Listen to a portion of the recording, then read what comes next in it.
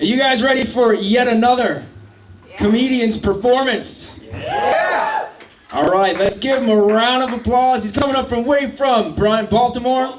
All right, man, we got him coming up north from Baltimore, coming from Virginia. They come from DC. They come from up in PA, man. We're the hub. We're the hub of funny. Get your hands together. Let's get a round of applause going for Brian Callaghan.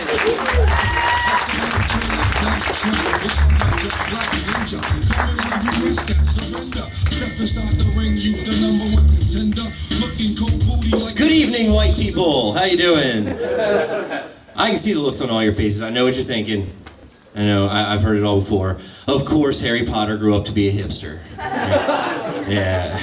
I'm not Harry Potter, guys. I am actually, however, a pretty powerful wizard. My powers, though, did not come from my education at Hogwarts. They came from a series of mental disorders.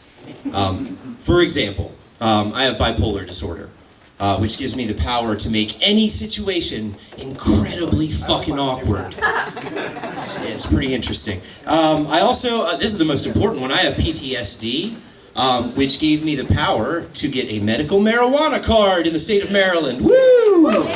Yeah, that was great. Finally got something good out of abuse. And I also have ADHD, which gives me the power to, oh, what the fuck was I just talking about?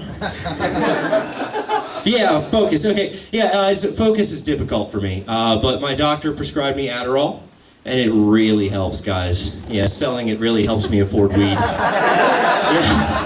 Yeah, it's great. With the ADHD, I think about a lot of stuff. I see random things around, and I start thinking. I was in the store one day, and I saw a magazine.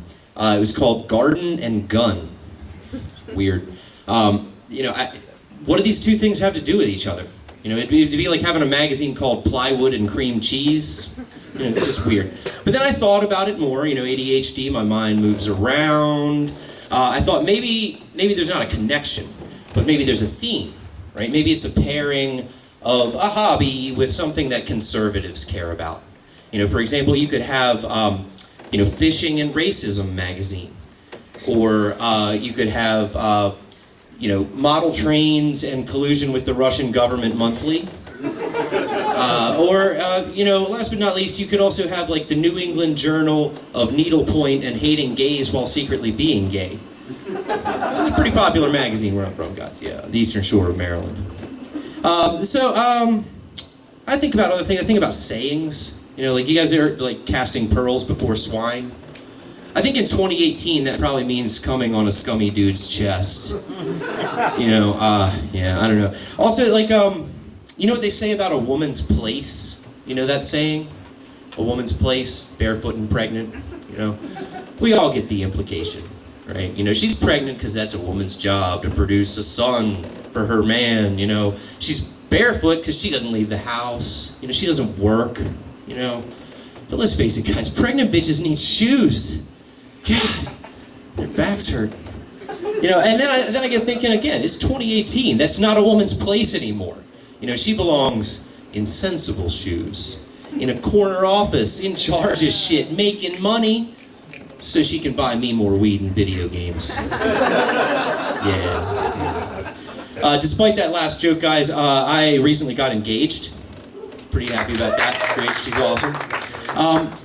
My fiance, she's really opened up my world sexually a lot. She's the first woman I've ever been with that really likes to be choked during sex and slapped in the face sometimes. It's pretty intense. The problem is she's starting to get jaded, and we're having to move on to more intense forms of abuse. Like, I don't know, man. Like, her latest thing is isolation. Like, she can't come if I allow her to have healthy relationships with her friends and family. I don't know. It's pretty dark. But, you know, another story about her also, like one time, this is kind of how I discovered she was into some freaky shit. You know, we're going at it, I'm hitting it from behind, it's going pretty good. She turns back to me and she says, "Hey Brian, you into pegging?" And if you don't know what that is, she wanted to fuck me in the ass with a strap on. And so, you know, I looked at her and I said, "Honey, there's nothing you can do to me that my neighbor didn't do when I was 10. You know? Yeah, that was a little dark, guys. But that's how it goes, you know. The thing about her being so sexually adventurous, though, is it makes me so fucking jealous. Like, I can't stand the idea of another guy touching her. Like, when she gives birth to her son, if she doesn't have a C-section, there's gonna be a fucking problem. I see you, bro. I saw what you did. I'll never forget. It's like 9/11 in this bitch. And so, this is just a thought. This isn't a joke. I'm just going to throw this in here for fun.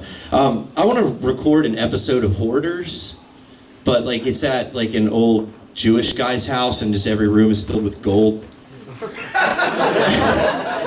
Yeah. All right. Let's move on. All right. This is a little. I know how this sounds. This is going to sound sleazy. I'm just going to say it. I'm basically a lesbian. And I know what you're thinking. Here's another scummy dude, like, ooh, I like to eat pussy, so I'm a lesbian. That's not what I'm saying. Like, I'm very emotional. I'm always the woman in the relationship. I wear a lot of plaid flannel. I have this haircut. I have 2 cats. And like a lot of lesbians, I have had a dick in me before, but I didn't want it or like it. It's rough. It's so cute that you guys think that's a joke. Yeah, all right, let's take it serious here. I'm going to get real dark for a second, guys. Let's get to it. This is my message. Okay, I actually am the survivor of sexual abuse as a child. A lot of things happened. I'll relate one small thing here. Not small thing. I'll relate one thing here. I took a kung fu class for like 7 years when I was a kid. My mom used to pick me up late a lot. One night, I was there in the parking lot alone. It was dark. I guess this predator knew that I would be there, cornered me, took me behind the building into a shed. To be honest, guys, I don't remember or know what happened back there. What I do know is it's pretty fucking ironic that I got raped in the parking lot of a self-defense class. I think I might have an argument to get my parents' money back. Yeah, hashtag me too, bitches. I just got the light. I'll throw one more in here just for fun.